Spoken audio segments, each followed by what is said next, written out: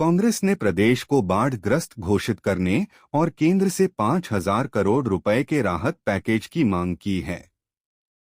कांग्रेस के राष्ट्रीय सचिव प्रदीप नरवाल, पूर्व विधायक राव दान सिंह, भिवानी के ग्रामीण प्रधान अनिरुद्ध चौधरी और शहरी प्रधान प्रदीप गुलिया ने संयुक्त पत्रकार वार्ता कर कहा, किसानों को प्रति एकड़ हुए नुकसान के अनुसार 50,000 से 1 लाख रुपए मुआवजा दिया जाए। बाढ़ प्रभावित क्षेत्रों का दौरा करने के बाद नेताओं ने बताया, सिर्फ भिवानी जिले के तोशाम और बवानीखेड़ा हलकों में 19,000 एकड़ फसल जलमग्न हो चुकी है। वहीं भिवानी जिले के कलिंगा गांव में मकान ढहने से मजदूर परिवार की 3 बच्चियों की मौत हो गई। कांग्रेस ने सरकार की ओर से मिली सहायता राशि को अपर्याप्त बताया और मांग की, पीड़ित परिवार को उचित मुआवजा और परिवार के एक सदस्य को नौकरी दी जाए। स्वागत करता हूं। हमारे साथ आज प्रदीप गुलिया जी हैं, राव दान सिंह जी हैं, प्रदीप भाई हैं और जिला कांग्रेस कमेटी के सब सदस्य यहां पर मौजूद हैं।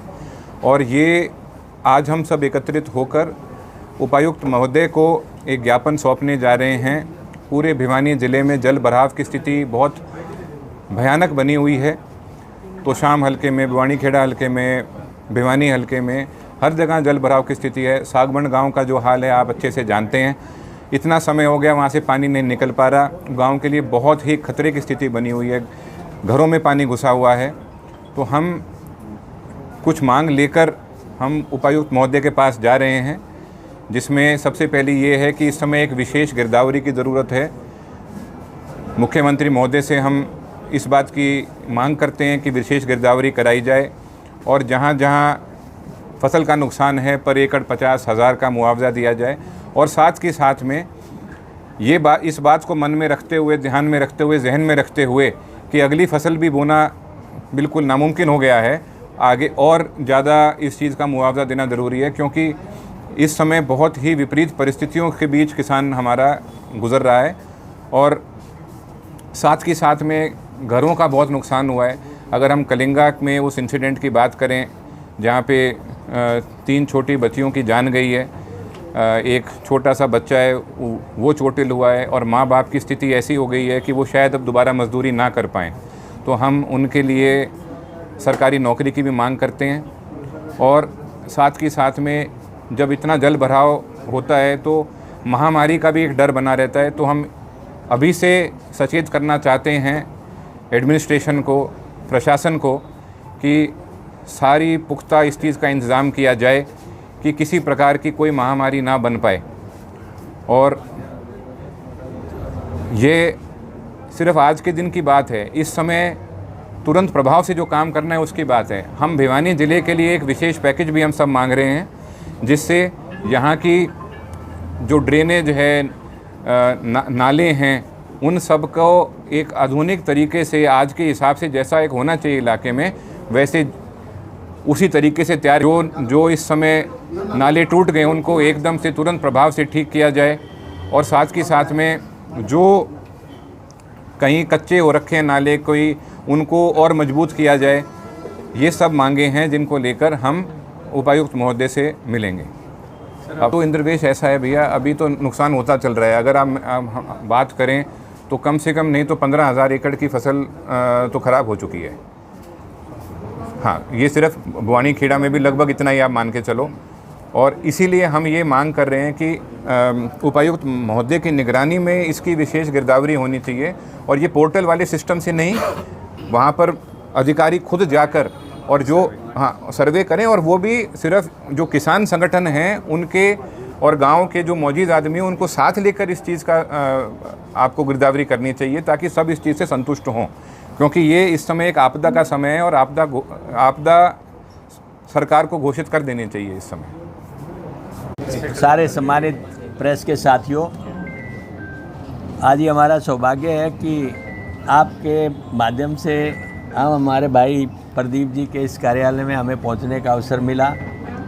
इसके साथ में हमारे नवनियुक्त जो डीसीसी के प्रेसिडेंट हैं भाई अनिरुद्ध जी, सिटी के प्रेसिडेंट जो हैं भाई प्रदीप जी, पूर्व अध्यक्ष जो है ना हमारे संदीप जी, एक हमारे राजेंद्र धानक जी भी जिनकी अपॉइंटमेंट की गई है, वो हमारे कृष्ण जी जो जिला परिषद के चेयरमैन के वो हैं, हाँ, और देवराज जी, हाँ, फिर प्रदीप नरवाल जी तो हैं ही, बाकी हमारे सत्यजीत जी फौजी प्रकोष्ठ के रहे, देवेंद्र भाई हमारे बार के एसोसिएशन के रहे, अच्छा विजेंद्र सिंह जी सेवा दल के रहे, उमेश भारद्वाज जी हमारी बहन जी, सारे सभी सम्मानित साथियों, हाँ बाकी आप एक, हाँ ईश्वर प्रधान जी, संदीप सिंह तंवर जी बता दिया मैंने, और बाकी कोई रह जाए तो मेरी तरफ से माफ़ी चाहते हुए, देखिए जैसा कि भाई अनिल जी ने बताया अभी कि वाकई में एक बहुत बड़ी प्राकृतिक आपदा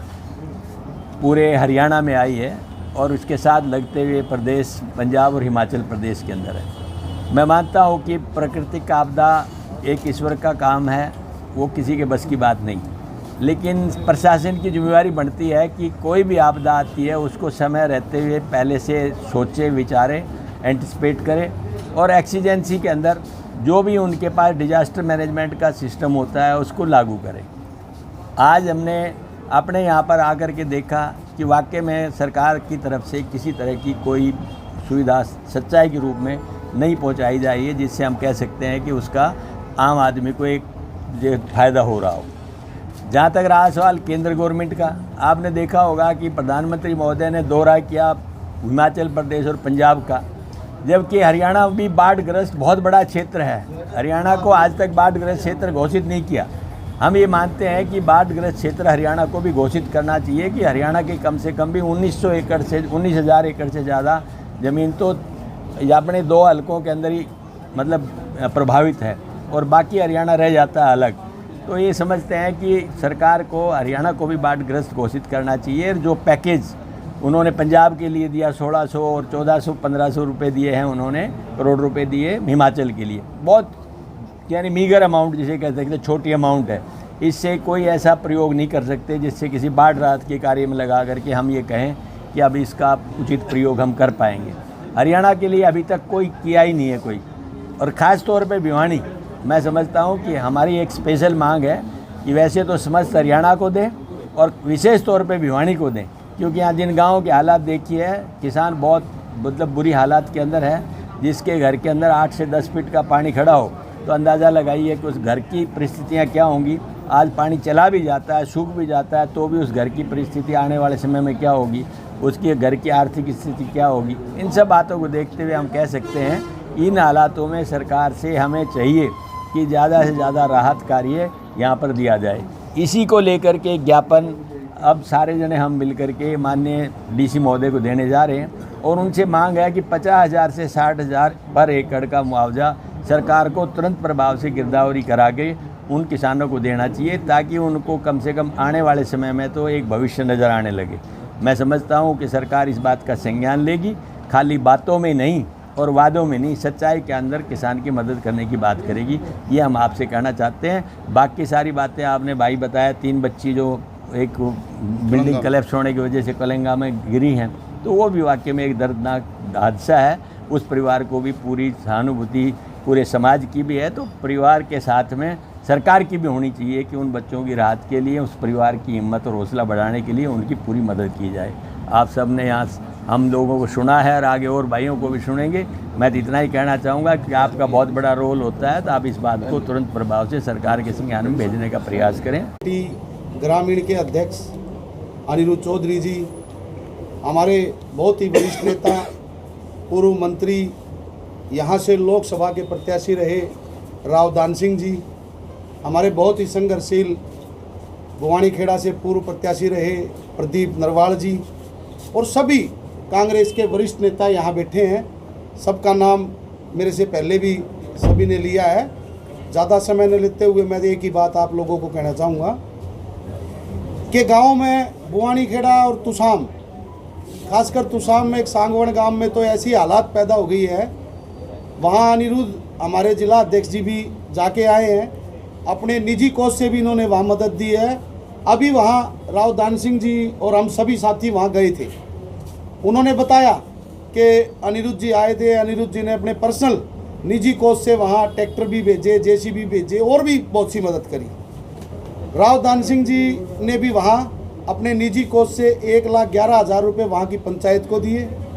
और अब सभी कांग्रेस के साथी डीसी साहब से मिलेंगे और डीसी साहब को एक ज्ञापन दे के अवगत कराएंगे कि डीसी साहब, सरकार और प्रशासन जो ये अनदेखी क्षेत्र की कर रहा है, आप शहर की कुछ गलियों में पानी भरा, हमने भी प्रदर्शन कराया, मीडिया ने भी प्रमुखता से दिखाया, तो अपने निजी कोष से राव दान सिंह जी और कांग्रेस पार्टी के सभी कार्यकर्ता एक रिलीफ फंड चेक भी वहाँ डीसी साहब को सौंपेंगे। और आप लोगों के माध्यम से मैं ये कहना चाहता हूँ, सरकार को और प्रशासन को चेताना चाहता हूँ कि ये जो लोग पानी में डूबकर जो ये लोग अपने घर खो रहे हैं, अपनी जान गंवा रहे हैं, सरकार चेते और इनके पानी की निकासी की तुरंत व्यवस्था करे। आप सभी पत्रकार साथी यहाँ इतनी देर से बैठे हैं, हम आपका धन्यवाद करते हैं। और जितने भी हमारे कांग्रेस के नेता और साथी कार्यकर्ता यहाँ आए हैं, सबका यहाँ भिवानी में बहुत बहुत स्वागत करते हैं। धन्यवाद। आप कोई सवाल पूछना चाहो जिससे भी आप पूछ सकते हैं। सबसे पहले अगर पूरे हरियाणा की हम बात करें तो पहला पैकेज 5,000 करोड़ का आना चाहिए और उसके बाद में फिर जो लगे, सरकार को लगे कि अगर कम है तो और उनको सरकार से मांग करनी चाहिए। पर इस समय सारी जगह अगर जल भराव अगर देखें तो 5,000 करोड़ की कम से कम हमें हरियाणा को पैकेज चाहिए। सुप्रीत जी ने 5,000 करोड़ की मांग की है, एक हिमाचल में 7 लाख रुपये मकान के लिए, हरियाणा में ये 1.5 लाख की कीमत रखी गई है, 20 लाख एकड़ का मुआवजे का क्लेम डाला गया है। तो क्या ये कैलकुलेशंस आपकी पार्टी ने की है, इनको लेकर के कोई आप लोगों ने वर्क किया है स्टेट? आज कल की नहीं, हम जिला कांग्रेस के अनुसार हमने बात करी है। आज के दिन जहाँ पर भी जो दिक्कत और कमी और जो महंगाई, उन सब चीज़ों को देखते हुए और एक फसल का जो दाम मिलता है, उन सब चीज़ों को देखते हुए हमने ये एक फिगर पे हम पहुँचे हैं। हम अगर सरकार इससे ज़्यादा देना चाहे तो सब स्वागत ही करेंगे उसका। का मुद्दा है। मैं एक बात कहना चाहता हूँ, इस देश में जो एपिक नंबर है, जो एपिक आईडी आई थी, पहली बार TN शेषन जी ने अनाउंस की थी कि हम फोटो आईडी देंगे और वो देश में बहुत बड़ा रिवॉल्यूशन था। एक इंटरेस्टिंग बात बताता हूँ, तब के तत्कालीन प्रधानमंत्री थे कांग्रेस पार्टी से PV नरसिम्हा राव जी, उन्होंने मना कर दिया था कि हम इतना फंड आपको एलोकेट नहीं कर सकते। उनका बाई इलेक्शन था तो TN शेषन जी ने कहा कि मैं बाई इलेक्शन अनाउंस नहीं करूँगा उससे पहले। तो उसके बाद इतनी लड़ाई के बाद देश में आधार जो epic card, election electoral card, वो आया। अब जो SIR के जो आंकड़े हैं, जो डॉक्यूमेंट मांगे गए थे 11 पहले, उसमें इलेक्शन कमीशन ने खुद के आई कार्ड को मानने से मना कर दिया। भाई आप कह रहे हो जो आप 11 जो आपको दस्तावेज चाहिए किसी की SIR के बाद वोट के लिए, जो आई कार्ड आपने खुद इशू किया उसको मानने से मना कर रहे हो, ये बहुत बड़ी दुर्भाग्य की बात है।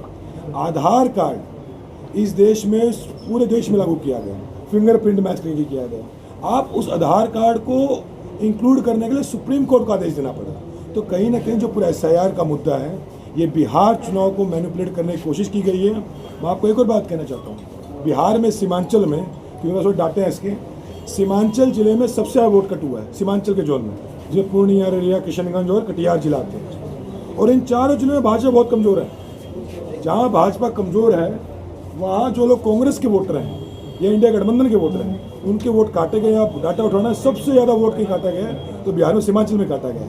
तो ये सब भाजपा के लिए इलेक्शन कमीशन काम कर रहे हैं। मैंने पहले भी कहा था, जो हमारे election commission chief election commissioner हैं, इनकी बेटी एक नोएडा में DC लगा रखी है, दामाद सहारनपुर में DC लगा रखा है, उत्तर प्रदेश का मैं प्रभारी, कुछ आइडिया मुझे भी है। तो ये मड़ाई खा के राजशाही को चला रहे हैं, लोकतंत्र को पीठ में छुरा घोंप रहे हैं और देश के संविधान की हत्या कर रहे हैं।